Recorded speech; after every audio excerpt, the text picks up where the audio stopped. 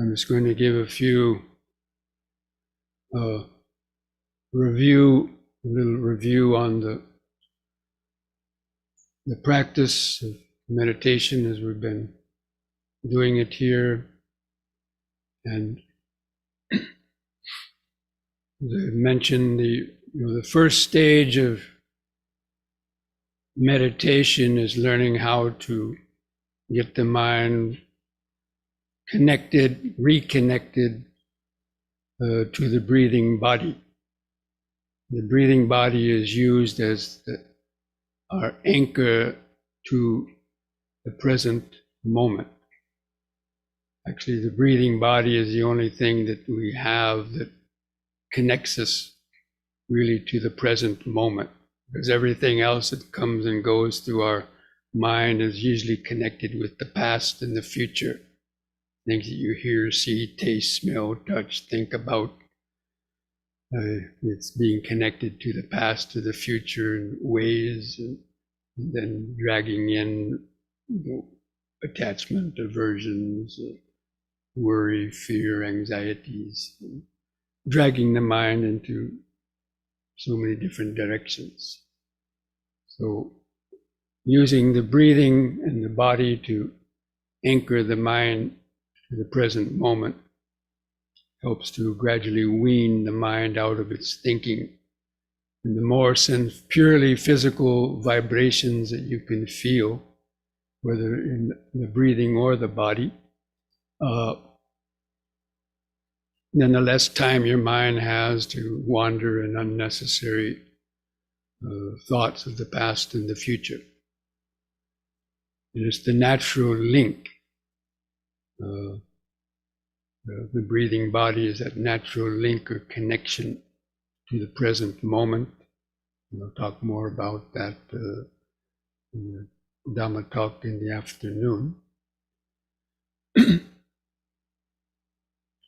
So the first stage of meditation, as I mentioned, is learning how to bring the mind out of its thoughts and get it grounded into the body.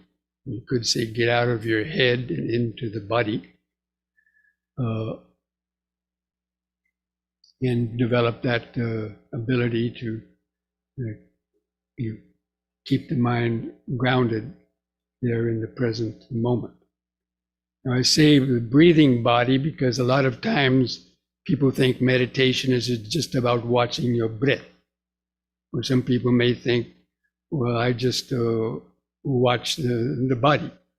But actually you can't really separate the two. They're intimately connected. And especially if you, in this type of practice, you feel the expanding and contracting movements of the abdomen, the rib cage, and the chest, helps to give a more grounded and connected feeling to the body. If you try to just focus on the soft touch of air as it's going in and out of the nostrils, that's normally not a strong enough sensation to hold the mind easily, and the mind will find it more difficult to stay focused on that, or if it's not strong enough, the mind will perhaps get drowsy or go to sleep. So you need to give the mind something strong enough to kind of really feel. And that's why focusing the attention on the expanding and contracting movements in the abdomen, rib cage, or chest is more particularly suited for this type of mindfulness and vipassana type of meditation practice. And that's also why I incorporate the deep, slow breathing into the meditation, because as I've already mentioned, the deep, slow breathing, it takes more effort to do that deep, slow breathing. So that in itself, the effort to stay concentrated or focused is easier in the beginning. And it also helps to oxygenate the blood. because this body, lives off of the oxygen that's brought in through the breathing process. But because most people breathe very shallowly, their bodies are kind of half starved of oxygen. And that's why it's easy to get more pains as well in the body, pains and sleepiness occur when the body doesn't have enough oxygen and also to circulate the life force. So there's many benefits of doing the deep, slow breathing, at least in the beginning of the meditation period. It helps you to concentrate, and then it also is oxygenating the blood to keep the body more awake and the energy flowing more through the nervous system. Now there's three main hindrances to meditation. And those are the sleepiness, the physical pain, and just so many incessant thoughts. And those thoughts would include like thoughts of sensual desires, thoughts of aversion, remembering the past, thinking about angry at somebody or resentment, or just being restless and worrying about this or that, worrying about things you did that you shouldn't have done, or things that you didn't do that you should have done. There's so many other types of worries, but these are all included in the category of wandering thoughts. And then there's the doubts. Doubts about, what am I doing here? I'll never be able to meditate. My mind's too crazy. What is this anyway? There's so many different ideas about meditation will make you crazy, or so many, weird theories out there about and so on, or doubts about other aspects of the teaching. So anyway, these are 5 hindrances. Those are actually the 3 of them, the 3 main hindrances. The worst one is sleepiness, because that stops your mind dead in its tracks.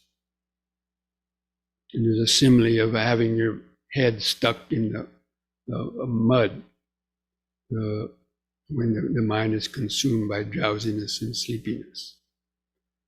So that's one of the main hindrances that block our ability to develop meditation. And the other one is the physical pains. After sitting for 10 or 15 minutes or longer, you start getting pains, maybe in your ankles and in your knees and your lower back, in your shoulders. In so many places that pains may arise. And also pains are due to usually the blocked energy in the body. The energy is not able to freely circulate and penetrate through the joints and so on, especially if you're stiff and inflexible. And when the energy is not flowing through the joints and muscle tissues, then that causes pain and discomfort also. And that's why the posture is important.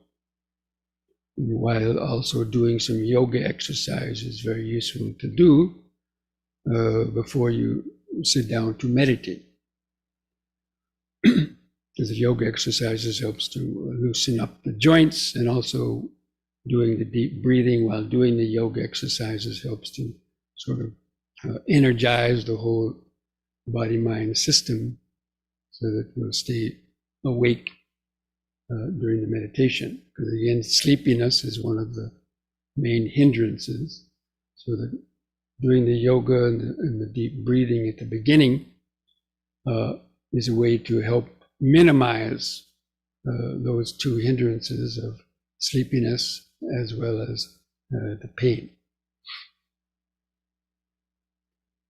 And then just the incessant thinking the third hindrance. That's a little bit harder to kind of overcome. We'll talk more about that later.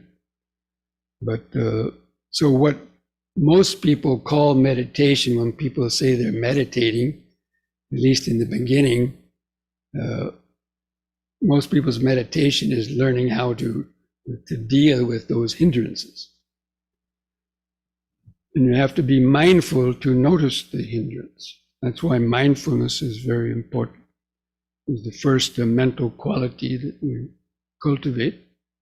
And that mindfulness means being alert to the present moment and what is occurring in the body in the present moment, also what is occurring in the mind in the present moment.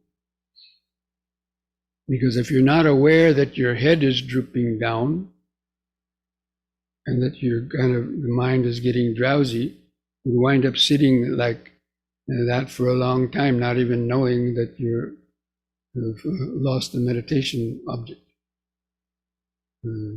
Because you're unmindful, and that means because you're not alert and you're not grounded in the body. Now, gravity is always pulling us down. You all know about gravity, right? So we have this big head sitting on top of the neck, balancing on a neck vertebrae the size of a 25-cent piece. And this big chin is sticking out, and there's nothing under the chin to support it. So the first thing that happens is gravity grabs that chin and starts pulling it down. And because most people's neck muscles are weak, it can't resist that downward pull of the gravity. Or if you're not attentive to the posture, then the chin will go down.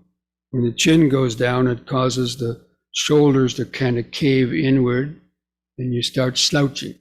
And you lose that natural inward curve of the lower spine. And when you've lost that natural inward curve of the lower spine, then gravity just keeps pulling you down more and more.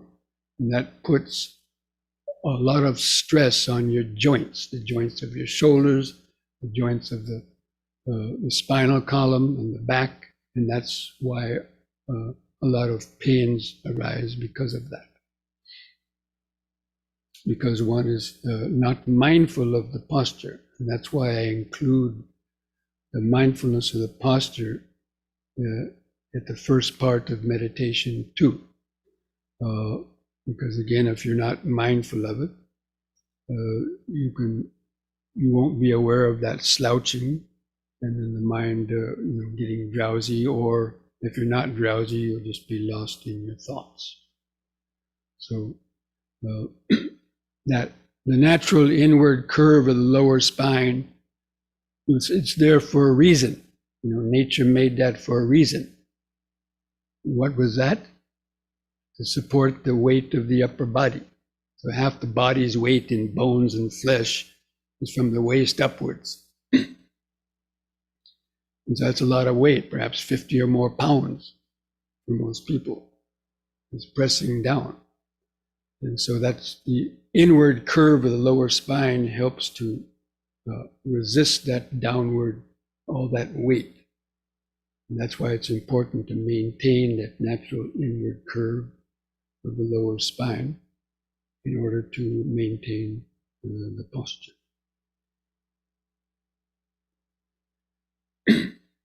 So and then the breathing, the mindfulness of breathing. Normally, when you've learned meditation, the teachers will say, don't control the breath, don't control the breath, just watch it. Naturally, okay, that's good. But it's more of an advanced level of meditation. Most people won't be able to, because people have shallow, faulty breathing in the first place.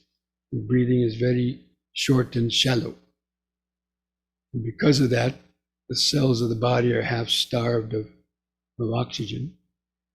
And also that shallow breathing is not strong enough to hold the attention in the beginning.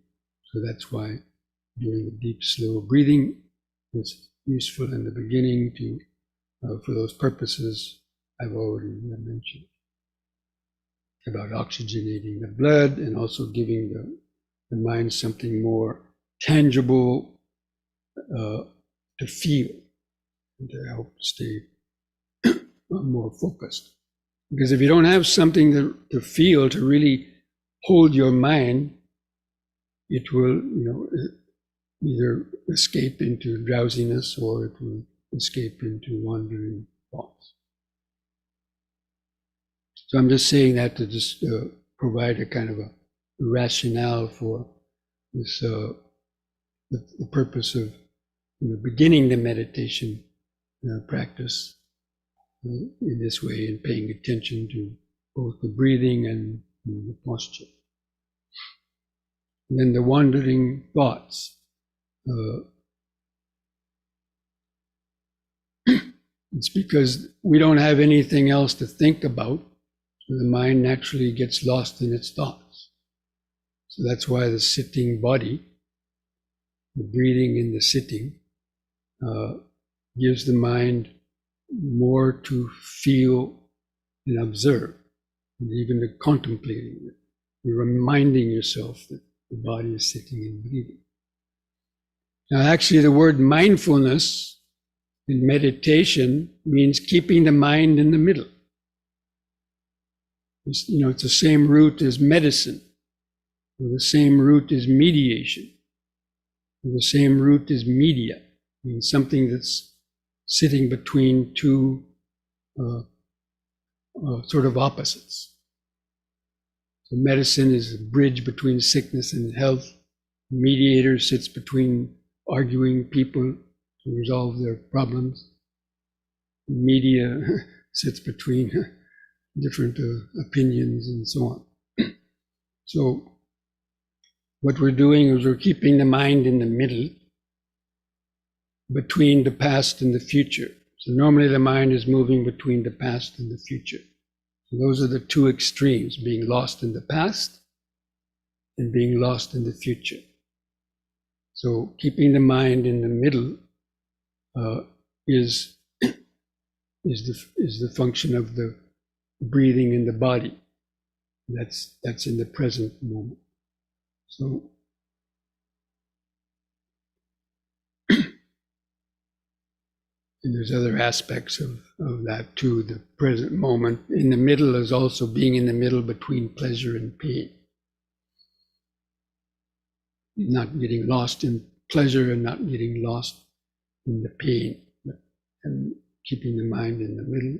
So as you continually remember just sitting, breathing, breathing in, sitting, breathing out, sitting, that is that middle path, holding the mind in the present moment. So this is what we're going to be working on this morning. For those who are listening in on Zoom, people here in the retreat, we've already been practicing a little bit. But so in this morning session, we're going to do a period of the sitting meditation. But before we start sitting, I'm going to have you stand up, and we're going to do just a few stretches again, and then sit down and have a sitting meditation, guided sitting meditation, and then do standing, and then walking, then another period of sitting up until the lunchtime.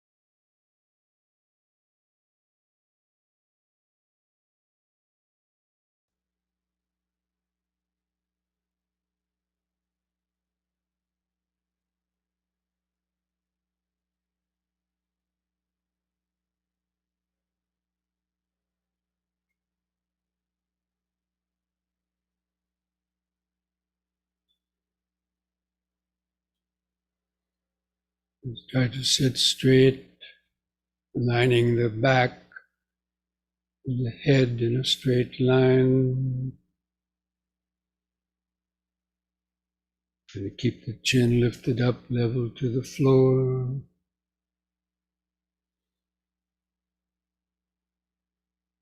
Just gently close the eyes.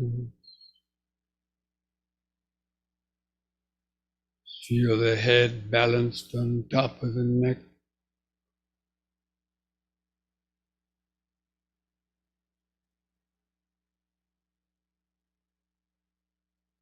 Feel the eyes in the socket.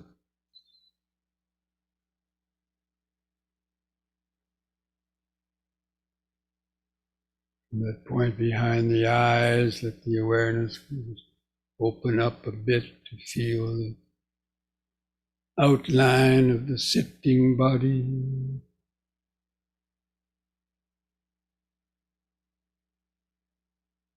Just feel the body grounded to the floor, the seat. Feel where the buttocks, the feet press the floor underneath.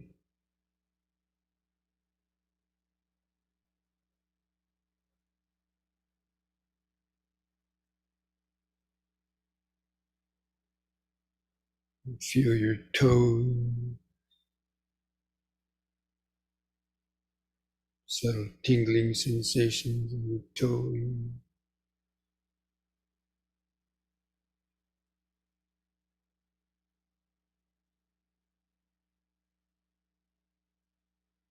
Now feel your hands and fingers, where they touch together or where they touch your leg.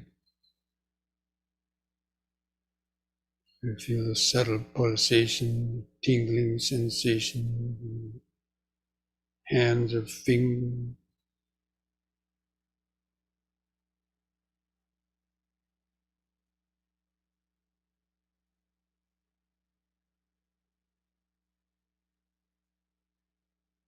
Feel the weight of the arms hanging from the shoulders. Relax the shoulders.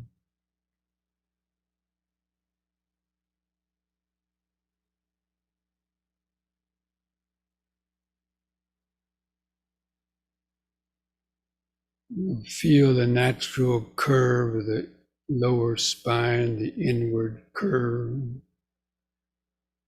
Kind of exaggerate it a little bit. Feel that inward curve of the lumbar vertebrae, knowing that that supports the weight of the upper body.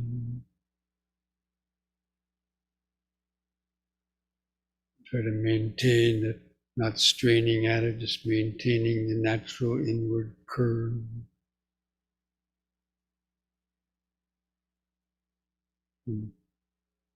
See if you can kind of imagine or feel the spinal column in the middle of the back.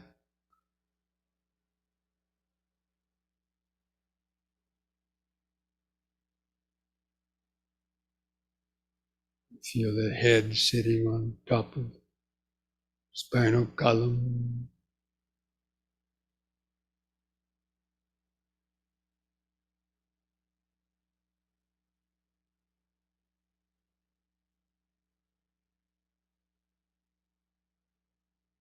And feel your lips touching together.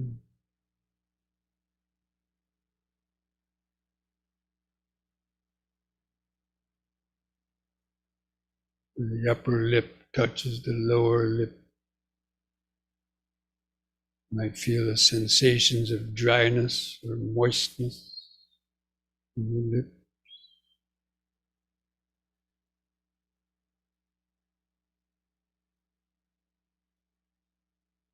And feel the tongue laying in the mouth. And the tongue may touch your teeth.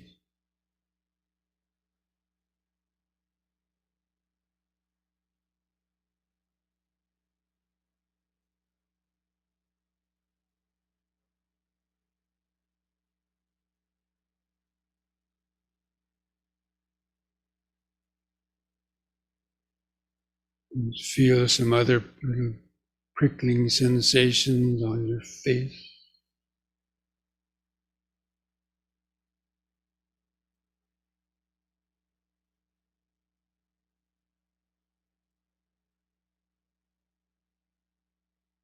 And again, feeling the eyes and the socket, and the eyelids stretched over the eyeball.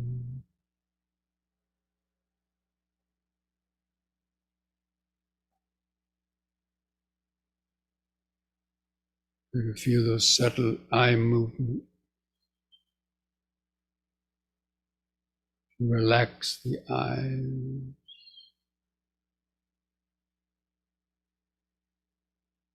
You might see some light or color,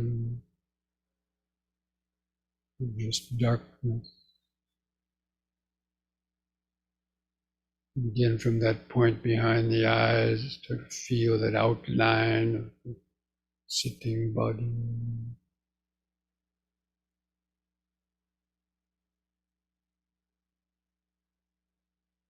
Not as a visual image, but just a lot of sensation.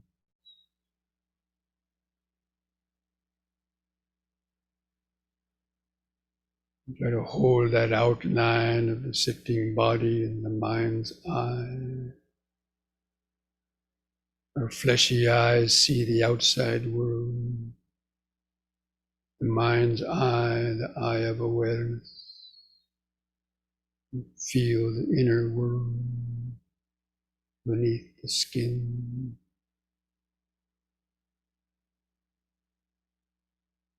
Even observe your thought.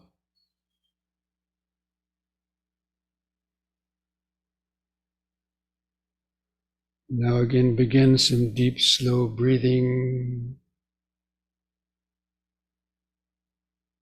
Feel that more dynamic expanding and contracting in the abdomen, rib cage, and upper chest. Hold the air in the lungs 2 seconds. Feel that pause and feeling the relaxing contraction of the out breath. The last bit of air go out of the lung.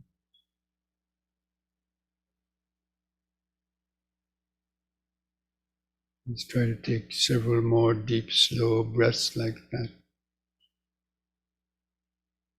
Cultivating this basic mindfulness.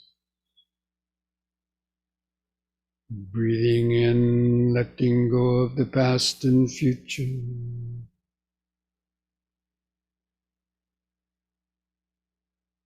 Breathing out, sitting here and now.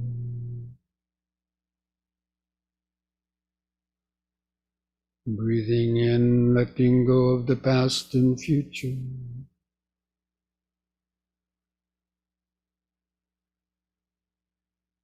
Breathing out, sitting here and now.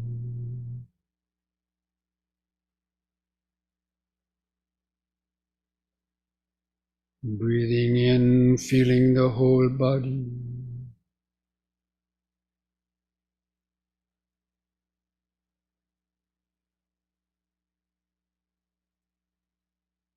Breathing out, feeling the whole body.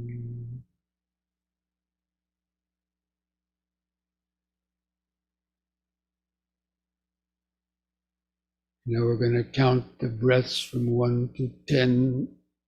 Try to develop a more continuous concentration on the breathing. So I'll do the counting for you. Just try to follow the counting if you can. On the next expanding in breath, mentally count to 1. Feel that pause with the breath held in. On the contracting out breath, also count to 1. Feeling the last bit of air go out. Next expanding in breath, 2.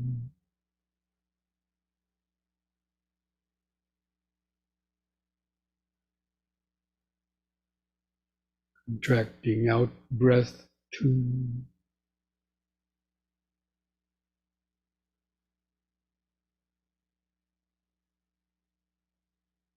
In 3.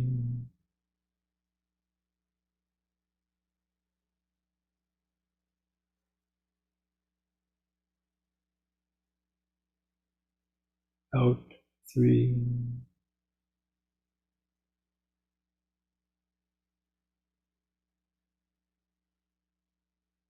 In 4.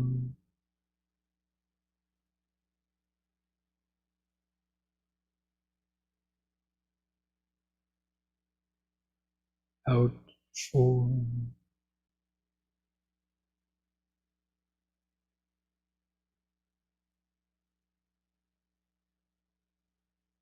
In 5.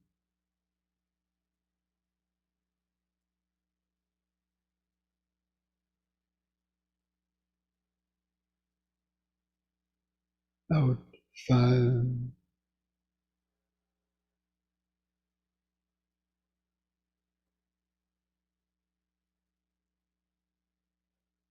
In 6.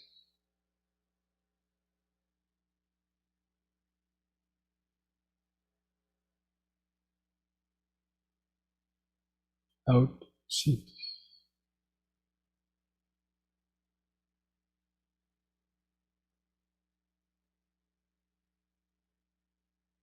In 7.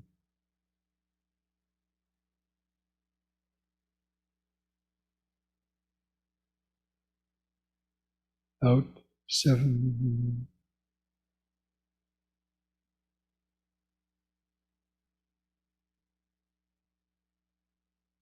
In 8.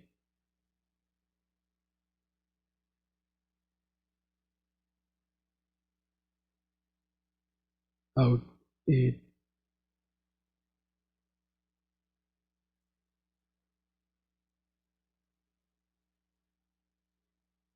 In 9.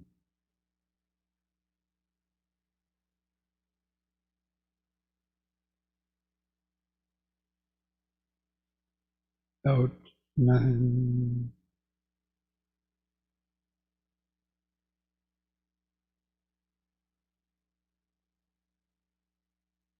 In 10.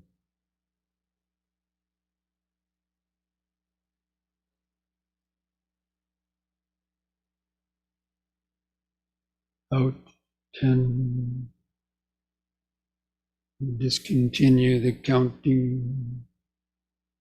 Let the breathing return to its uncontrolled, shorter, irregular rhythm. Continue to feel it. Keep the attention focused. Abdomen, stomach, rib cage, chest area. Notice the subtler expanding and contracting sensation. Just be like a scientist looking down through a microscope. Concentrated awareness is like a microscope. It focuses in on a particular object.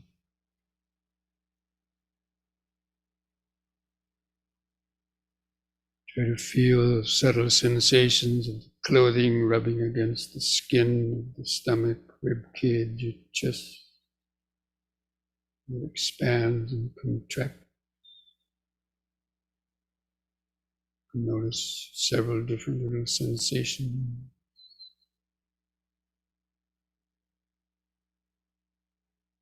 And just know when you're breathing in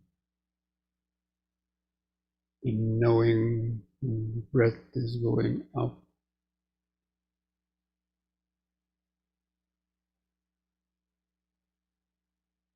And feel the brief pauses between the breath.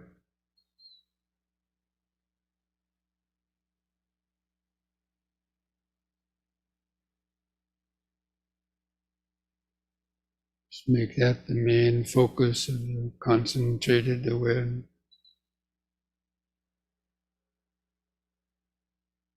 remembering in sitting, out, out, sitting.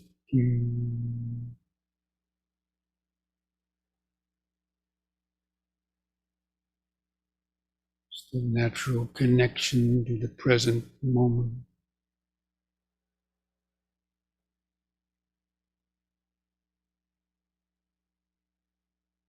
In sitting, out, out, sitting. Just remember that much. It's not much to remember.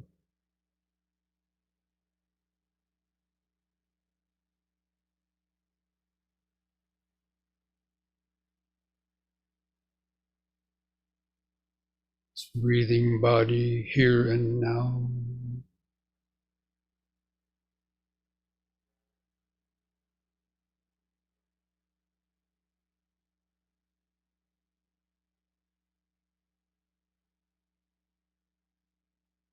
Just notice the 4 phases of each breath cycle. Expanding in breath in the brief pause. Contracting out breath in the brief pause. During those brief pauses, feel that outline of the body.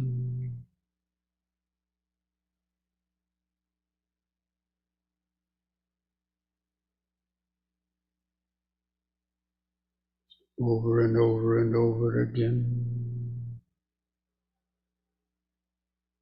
In breath, in the brief pause. The out breathing, the brief pause.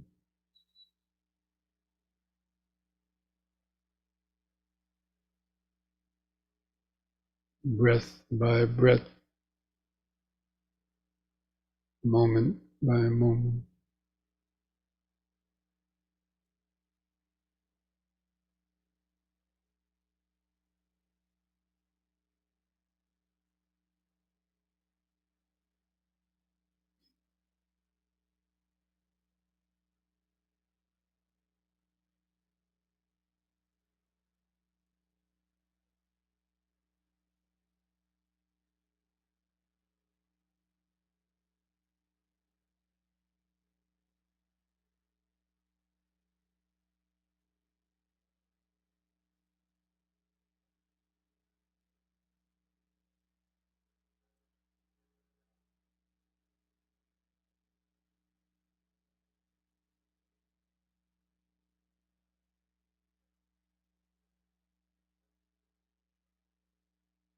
At the same time, be alert for thoughts trying to sneak in, steal your attention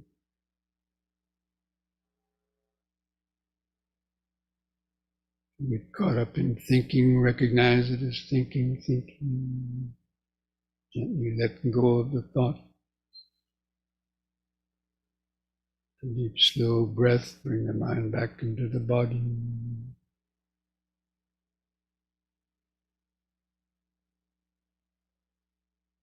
Back to in, sitting.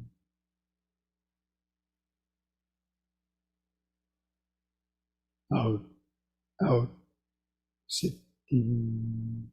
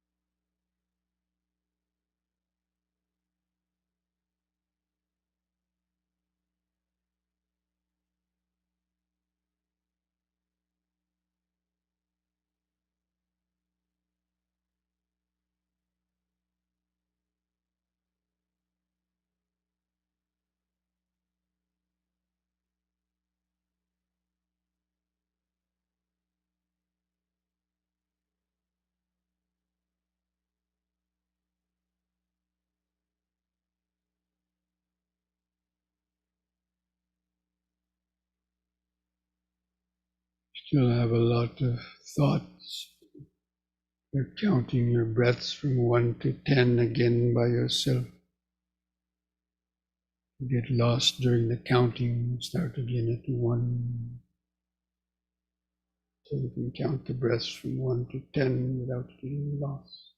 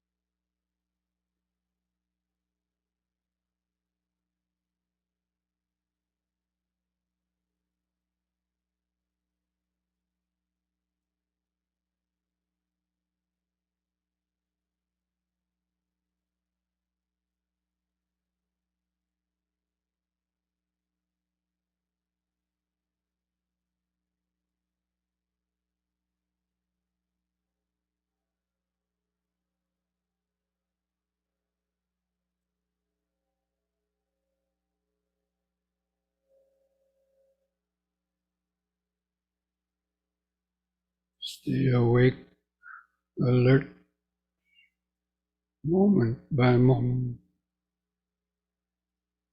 breath by breath.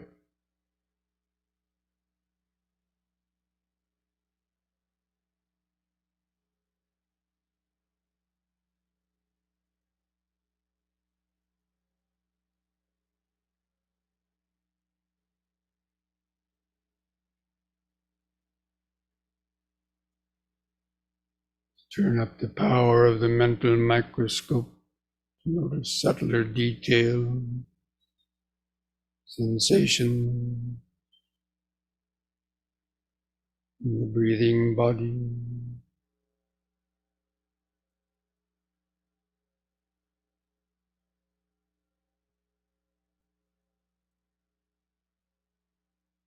Seeing how quickly the different sensations arise and vanish.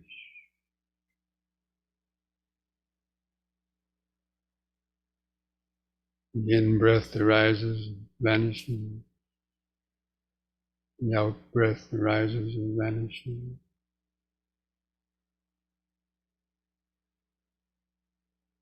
other sensation, body movements, prickly sensations arise and vanish.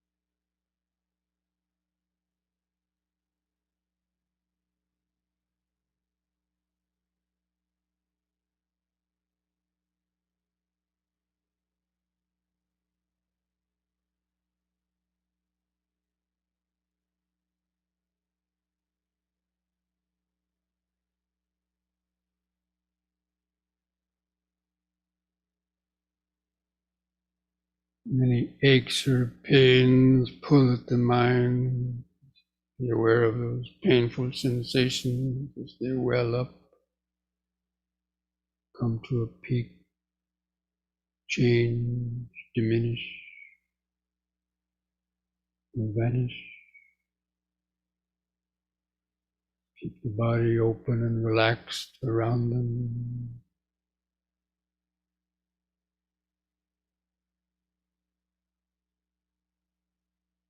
Develop the ability to endure those painful sensations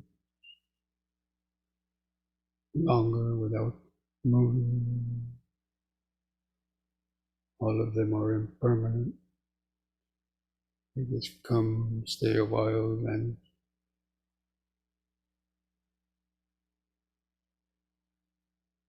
keeping the mind in the middle, not being affected by pain, not being dragged away by pleasurable thought.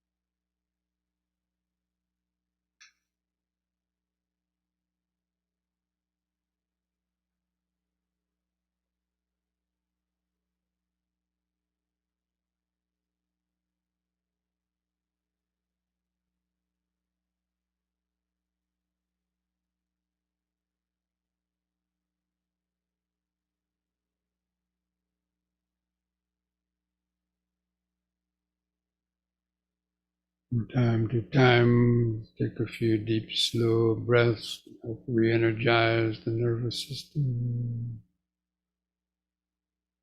Keep the mind more grounded, awake in the body, feeling more and subtler sensation.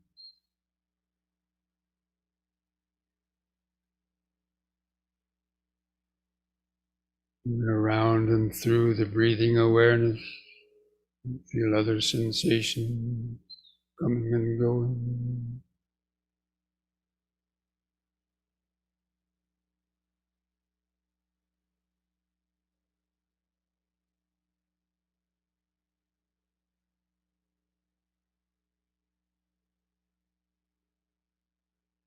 It's not just the breathing, not just the body, but the breathing body.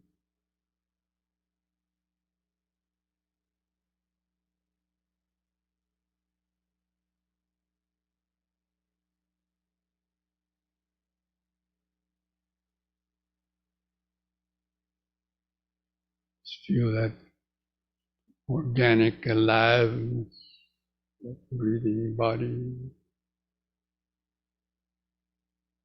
process.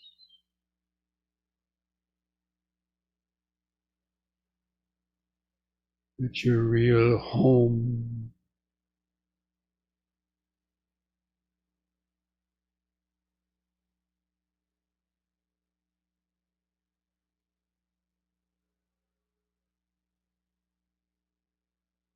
Real living process.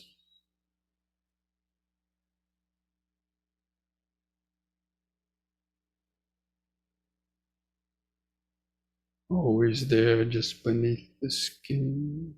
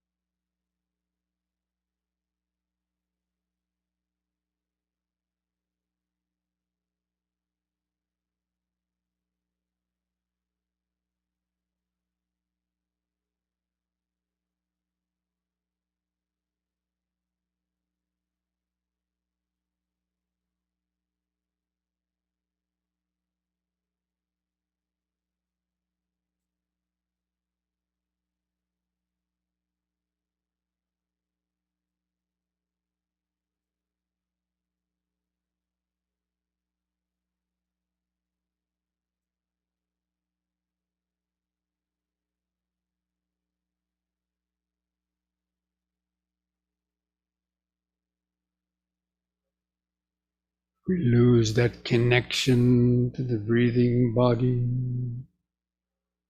the present moment awareness, and the mind falls prey to the hindrances, it's carried away, worry, fear, agitation, confusion, past and future.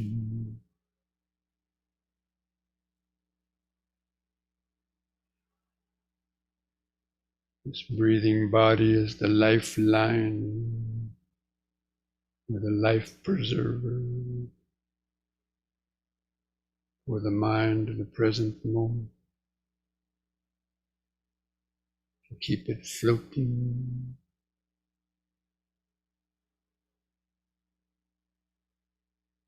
In the present moment,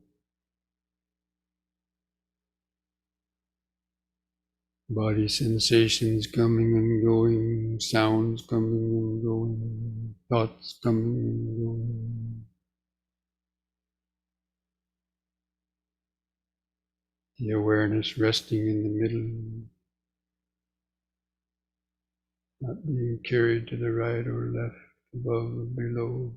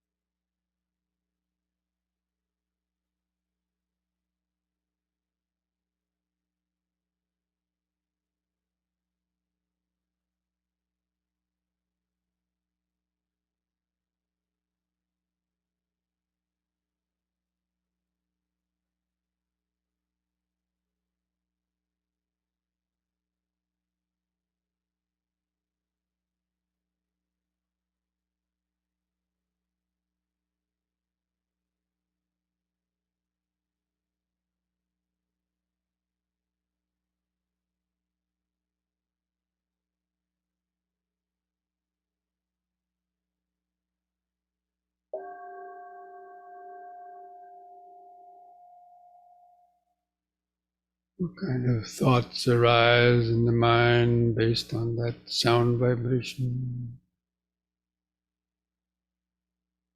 Or let the mind jump to the future.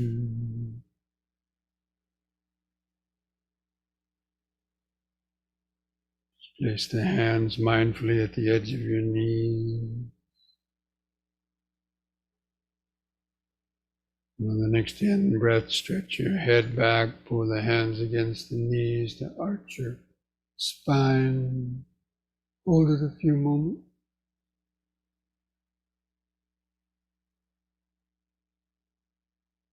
Lift the head up. On the out breath, press the chin to the top of the chest to stretch the neck vertebrae.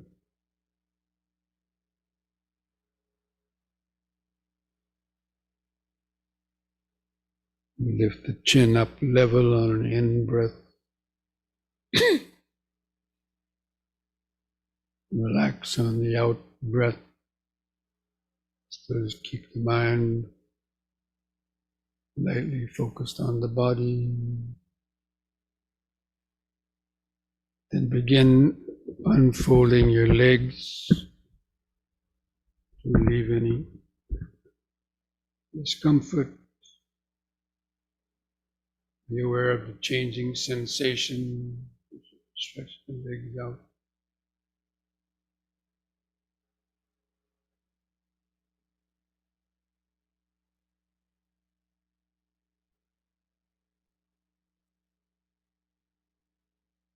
And flex your toes a few times, with the blood coming back into your legs and feet.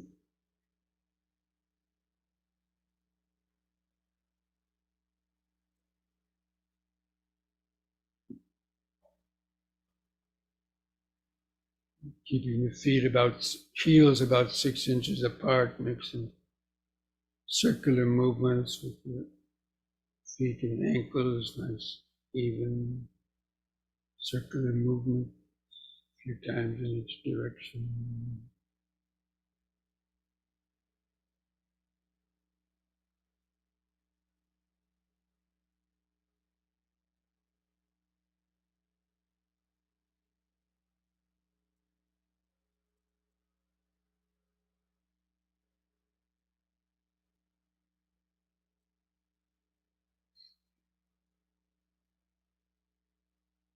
And then again, the forward stretch, hands at the chest, breathe in.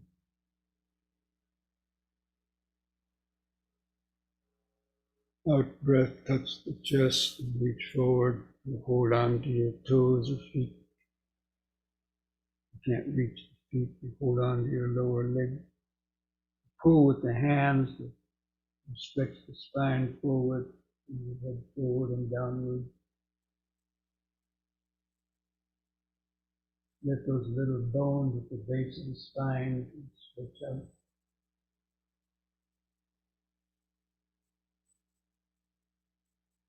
With all those stretch sensations.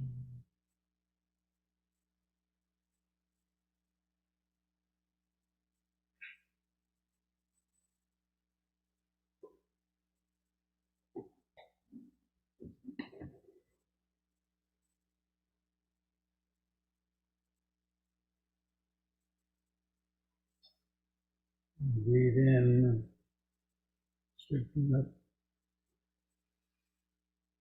Just leave the hands resting on your knees.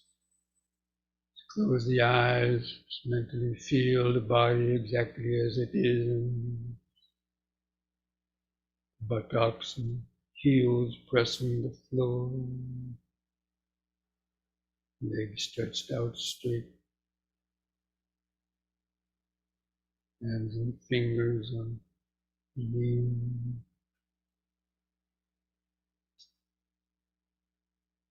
Clothing touching the skin on different places.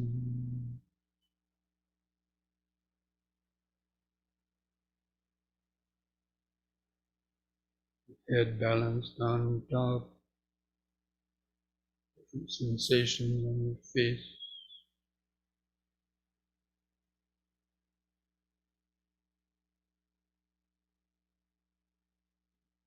The eyes and the socket.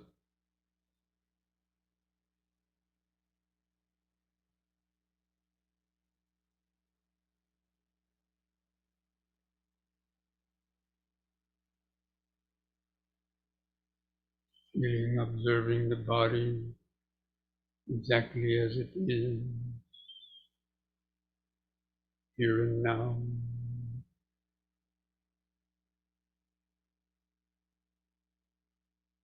Awareness is our inbuilt, natural inbuilt video cam. You might have a video cam at your house to see if thieves come up to your door. But our mind is like our body's inbuilt video cam. You can just watch and observe the whole body at once. Like a roving video cam. Feel the outline of the body. If any thieves of thought come in to steal our mind away, you can notice them thinking.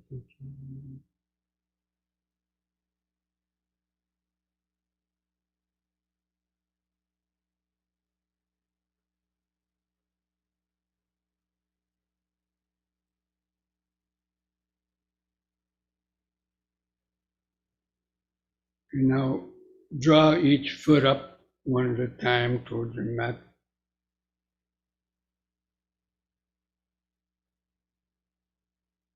Place the hands on the mat beside your hips. And push with the hands, and push up and try to come into the squatting position. They call the pre-standing squat. And the hands and feet pressing the floor.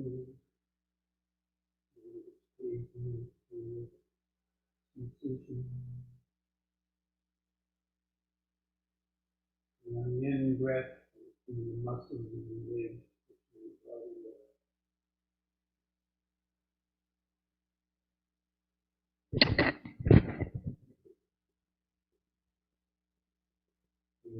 Dizziness.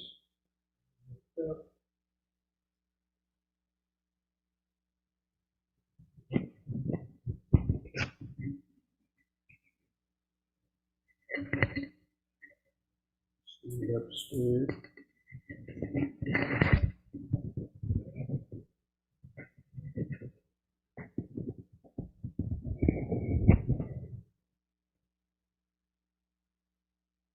Relax your arms at the side. And steady the standing body. Just close the eyes. Turn on the inner video camera. Feel your feet pressing the floor. Feel the straight legs over the feet.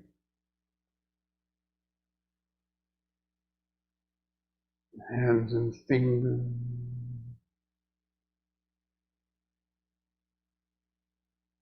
Feel the subtle pulsation, vibrations in hands and fingers.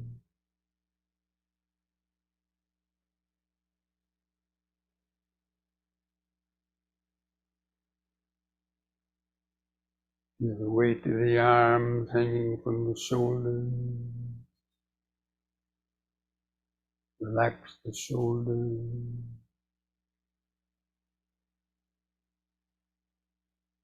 Feel the clothing touching the skin of the shoulders, arms, chest.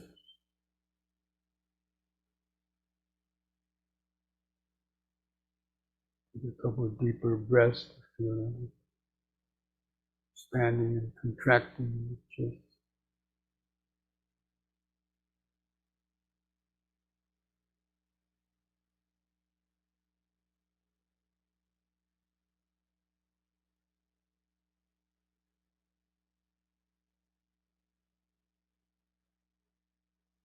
Feel the head balanced on top.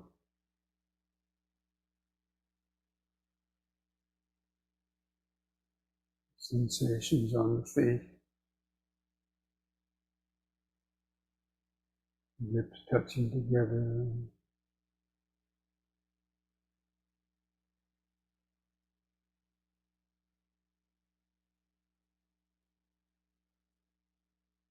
Wearing glasses on the sitting on the face.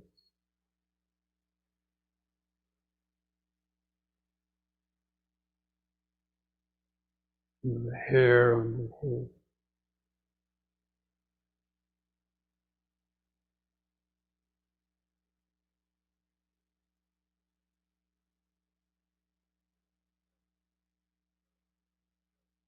Feel the eyes and the socket.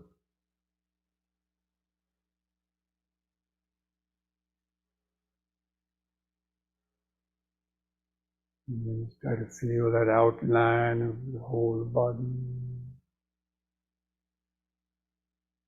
We call whole body awareness.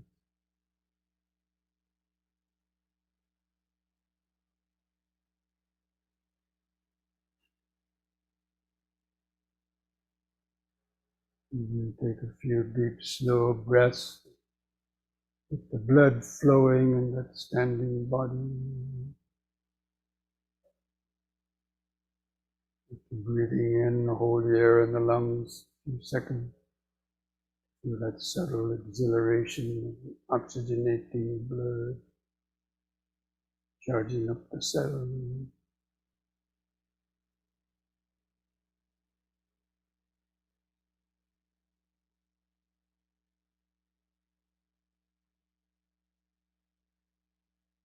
Breathing in, letting go of the past and future.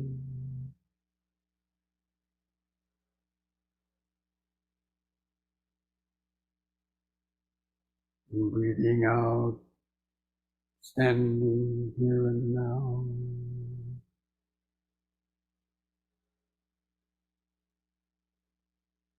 Before the body was sitting and breathing, now it's standing and breathing. Everything else is the same. Sensations come and go. Sounds come and go. Thoughts come and go. In this whole body present moment awareness.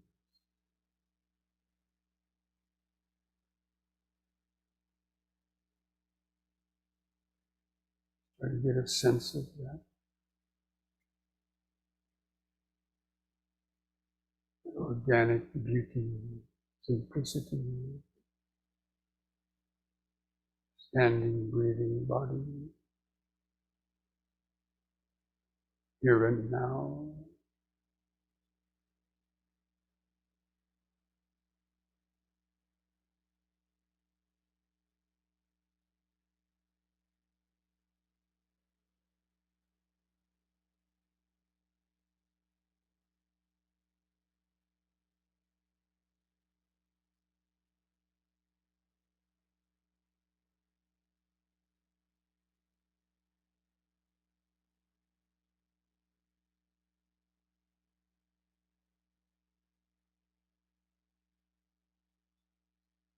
Maintaining that connection with the inner body, sensations under the skin, called the inner world.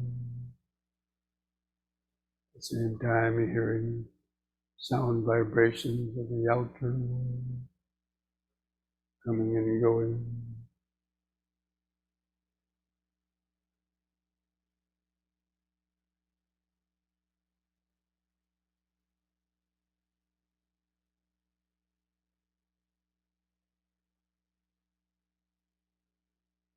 And the thoughts going through our mind.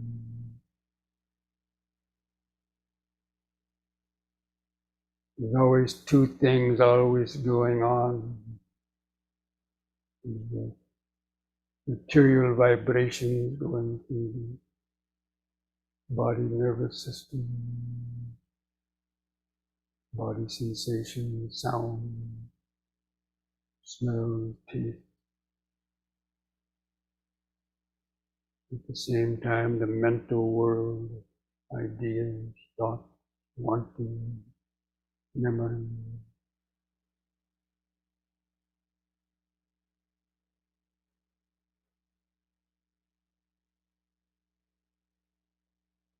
Meditation is keeping the mind in the middle, not getting lost in the body, not getting lost in the mind. observing all the material vibrations as well as the mental vibrations coming and going. In that present moment awareness.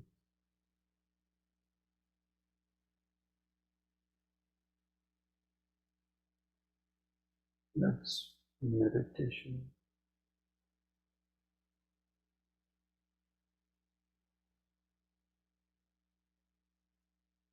Mind resting in the middle.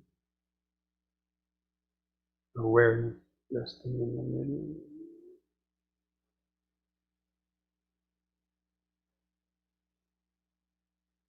It's also the middle path.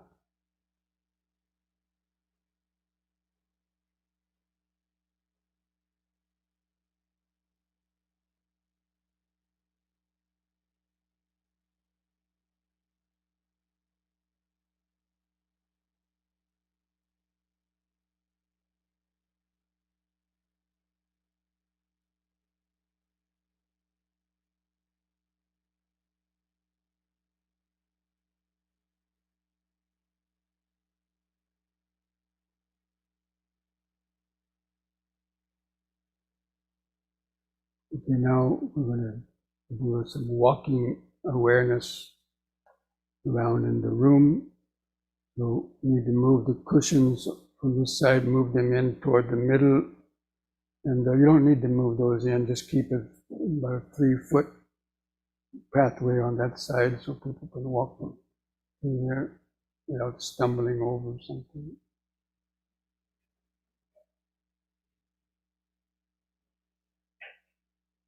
Then just kind of, we're going to be walking in a rectangle shape around the perimeter of the cushions in that direction, going that way and around back this way. For those at home in their house, just try to find a spot where you can walk in a straight line for 10 or 15 feet.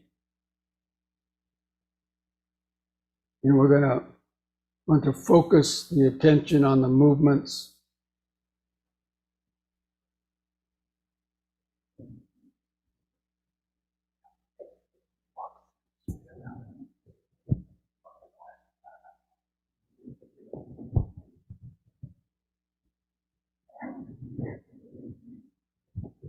So when you're doing the walking meditation, try to hold the hand sort of against your abdomen, and want to coordinate the movements of the feet with your breathing.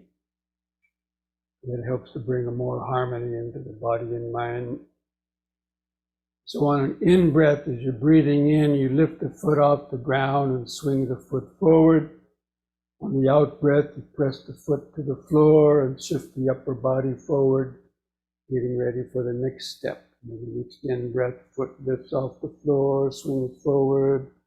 Out-breath, foot presses to the floor, upper body shifts forward. The in-breath, lifting, swinging. Out-breath, pressing, shifting forward. In-breath, lift. Out-breath, pressing, shifting forward. Just continue that the best you can. Might be a little wobbly, walking so slowly. Just make that the main focus of the present moment. Awareness. Feel the sensations in the feet. Or try to touch your heel first when the foot lowers down. Try to touch the heel first and feel the ball of the feet pressing on the floor. And also when you get to a corner where you need to turn, come to a full stop for 1 second, and then be aware of turning, making a few little swing movements with your feet to make a right angle turn, and then pause for a half a second or so. Don't rush it. Begin walking.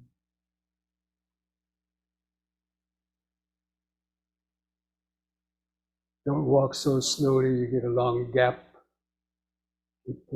Try to just keep about 6 feet distance from the person in front of you, so people behind you don't get jammed up in a traffic jam.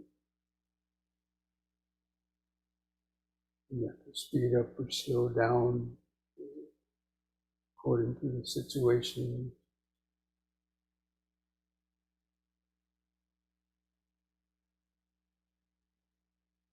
Just letting go of your thoughts. Let the thoughts come and go in the back of the mind. Just keep the walking body.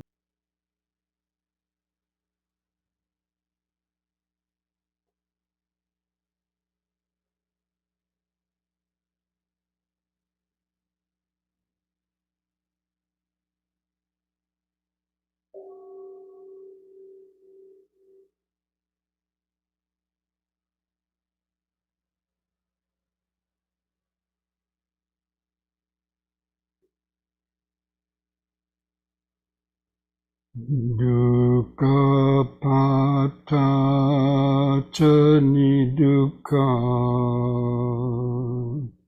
bhaya pata ca nibbaya soka pata ca nisoka Hontu sabbe pipanino.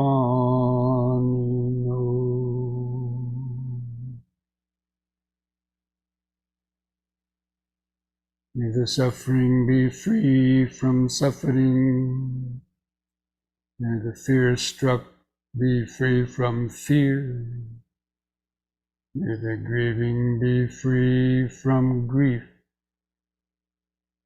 In this way may all beings live with mindfulness and wisdom, and thus spoke the Buddha.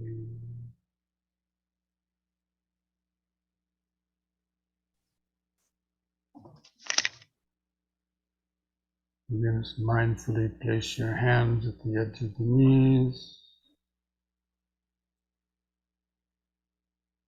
And take another deep, slow breath as you stretch the head back, pull against the knees to arch the spine.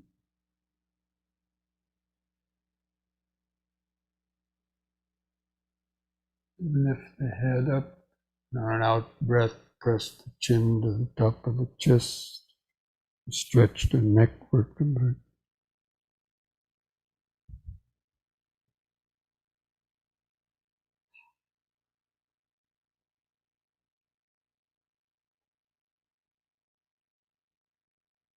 Lift the head up level.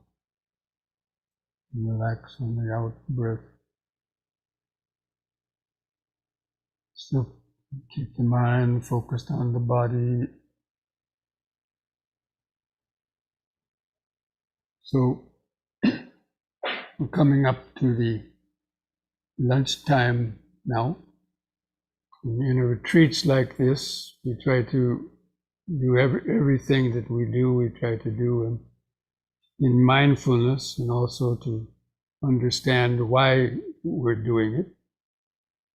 So I want to give some instructions on the eating awareness.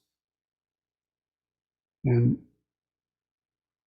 when you're standing in line, waiting for the food, you can reflect on, why do we eat food? Spend so much time in our life eating food. Why do we eat food? Most people will say, well, I like it. Well, apart from that, of course, we all know that it keeps the body alive. Some people live to eat, and other people, eat to live. So from a Dhamma point of view, we should eat to live. And then, but we all know that overeating and eating the right types of foods actually causes harm for the body, doesn't it? Either you're overeating, you eat too much, or you eat too little. So again, follow the middle path. And so basically,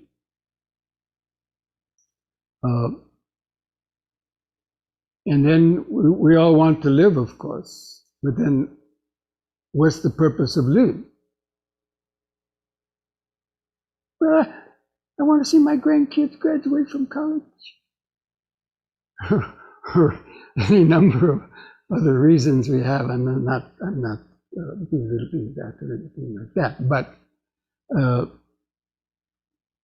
But from the Dhamma point of view, the purpose of the life, we want to live in order to make as much progress as we can in learning how to understand ourselves, to gain some inner peace, to somehow contact perhaps a deeper level of spiritual vision or vibration, or whatever you might have in mind, at least somewhere along a spiritual development level.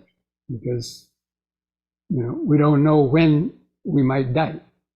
Even though we might be fairly young right now, so many people die before they're even babies that die in the womb even. They die one day out, and they die every increment of from 1 day old to 100 years old. People die of different reasons. And so actually, death is the only thing certain in life, but the time of that is uncertain. And so anyway, the purpose of practicing the Dhamma is to help prepare our mind for when that happens, not if, when, we'll be more prepared. So anyway, but when you're standing in line, instead of letting your mind kind of just wander around like you might normally do in different places, just bring it, keep it on the body. And just you're holding the plate, you're standing there, just feel the feet on the ground, and just keep reminding yourself, just standing. Just try to maintain that whole body awareness if you can. Of course, being aware of any thoughts in your mind of impatience, for example, or wondering, what kind of food is that, and I don't like this, or any other sort of thoughts. Just let them come and go in the mind, but just try to be in the present moment as much as you can. And then, take the food and try to gauge that you take just the amount of food that you would feel satisfied, but without overeating, eating too much, or having food left over that you would throw away. Sometimes we may not be able to avoid that, but anyway. So, but once you get the food and you sit down, then the actual eating awareness, as I briefly mentioned this morning, but try to chew slowly and chew your food, move your jaws and teeth slowly enough that you can really feel the movement. You can feel that up and down movement, and you can feel the teeth kind of crunching the food. Sort of, chew like a cow is chewing out in the field. Most people chew like squirrels, right?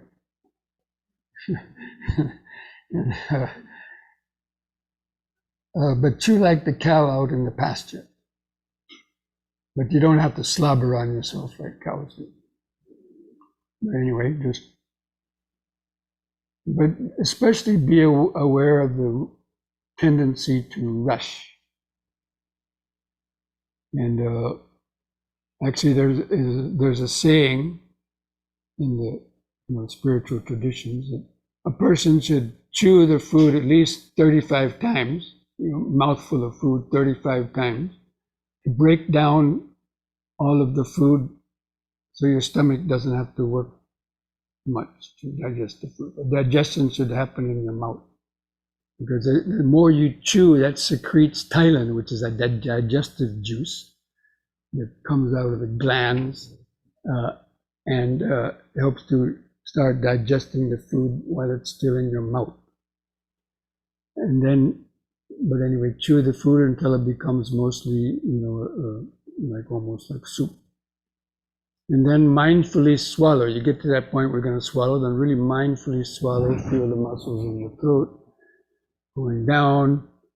And even while you're eating, you can be aware of the flavors and also be aware of the tongue. The tongue is very active when you're eating. We never know it really, but if you focus on it, because, the body has its own intelligence. And, different kinds of teeth were made for different purposes, right? So if you need to bite the carrot in half, the tongue moves the food up to the front teeth, like Bugs Bunny.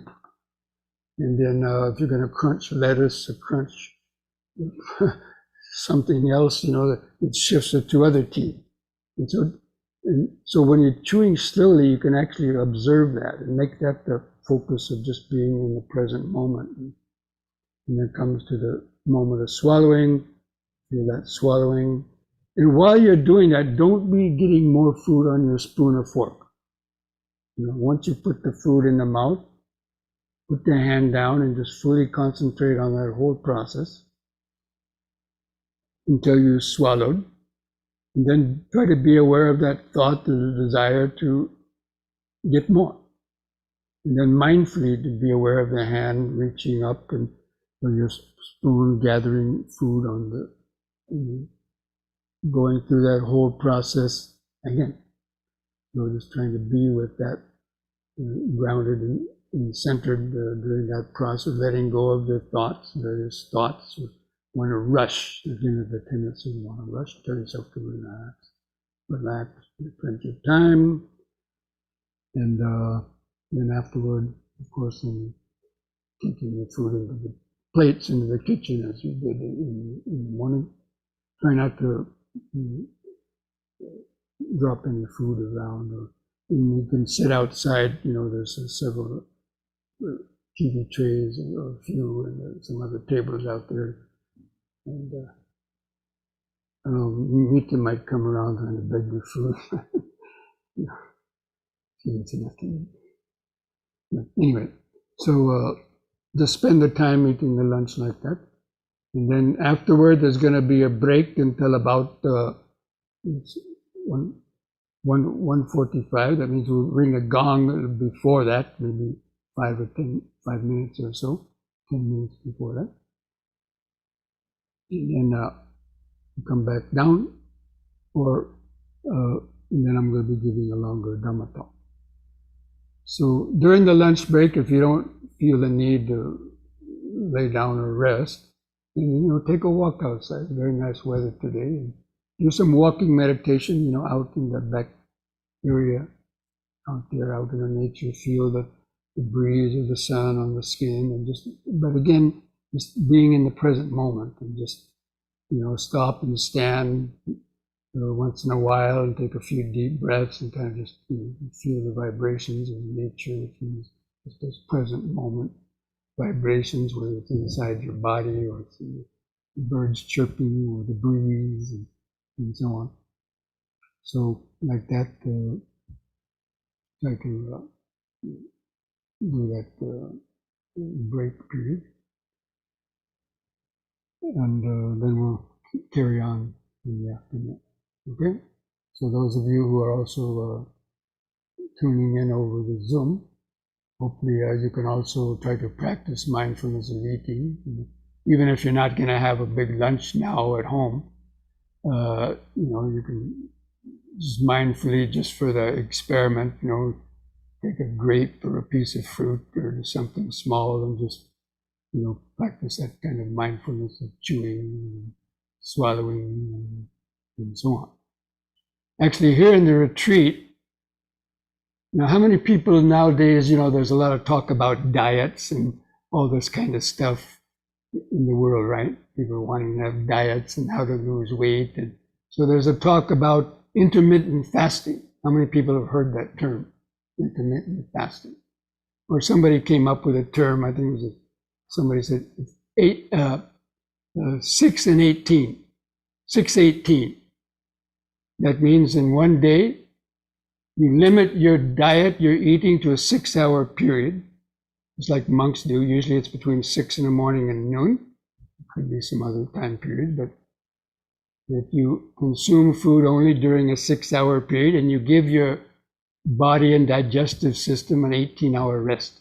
So even some doctors are recommending that as a good way to lose weight on the one hand, but also for health. Even the Buddha said he recommended his monks. Monks, I eat 1 time a day and I enjoy, good health and so on. So it's a known fact that, especially in the Western countries, there's so much access to food, people abuse food or they overeat or they eat wrong things, and it causes a lot of other problems too. So, so that's what we're practicing here in the meditation centers.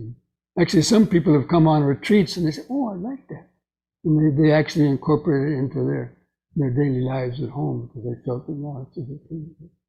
You don't have to be thinking at night, what am I going to eat, going around. But anyway, it's something for me to decide. But here,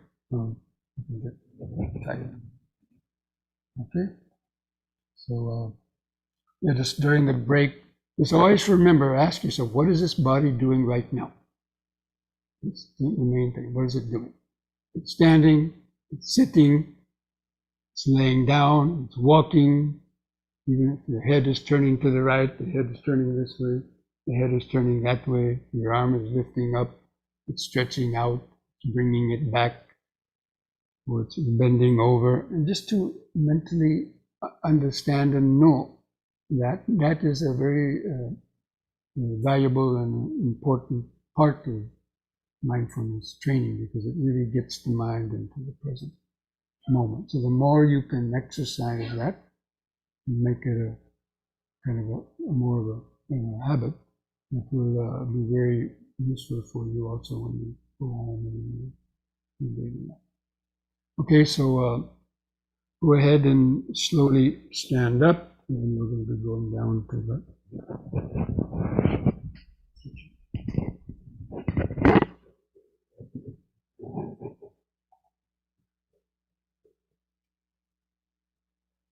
So the people tuning in over Zoom, come back by 1:45.